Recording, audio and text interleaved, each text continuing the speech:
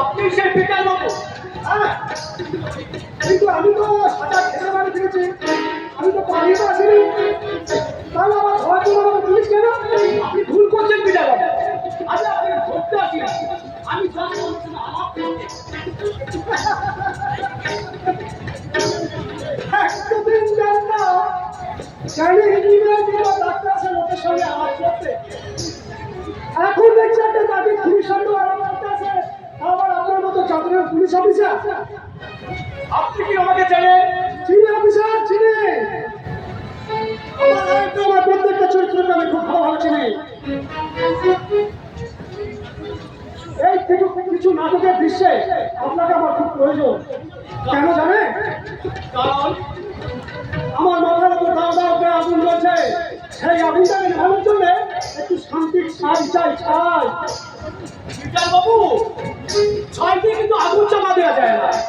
আর যখন আগুনটা আপনার মাথায় এনে চলছে আপনার বুকে, তাই আগুনটাকে আমি চলছে একদিন দেখবেন ওই অতীতটাকে পুড়িয়ে ছাই করে দিয়েছে, তখন আপনাকে আমি আগুন দিয়ে ছাই চাপা দিতে হবে না।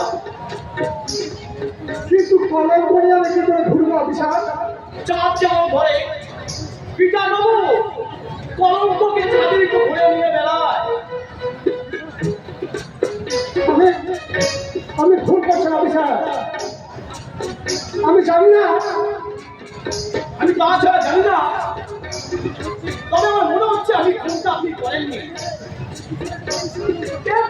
মনে হচ্ছে গভীর ষড়যন্ত্র আছে। এবার আপনি নিশ্চিত থাকতে পারেন আইন আপনার পাশে থাকবে। রাখুন আপনার আইন। পিটার বাবু, এখন এই ভারতবর্ষের বুকে প্রশাসনটা যেন পুতুলের মতো পুতুল নাচের মতো পুতুল মতো নাচাচ্ছে রাজনৈতিক নেতারা। হয়তো আপনার কথাই ঠিক, কিন্তু একটা কথা মনে রাখবেন পিটার বাবু, আমি কিন্তু ওদের মতো নয়। বেশ বেশ, তাহলে আমার উপর নজর না রেখে এখন আমার ছেলে পড়াশোনা করে। পলাশ, কি হয়েছে পলাশে? না না, এখনো কিছু হয়নি, তবে ও যেভাবে রাজ্য করতে আটকে আছে, বড় বড় আঘাত হানতে কিন্তু এমন কিছু অসুবিধা হবে না। আপনি চিন্তা করবেন না, আপনি কোনো চিন্তা করবেন না পিটার বাবু, আমি আপনার কথা দিচ্ছি পলাশের কিছু হবে না। ধন্যবাদ।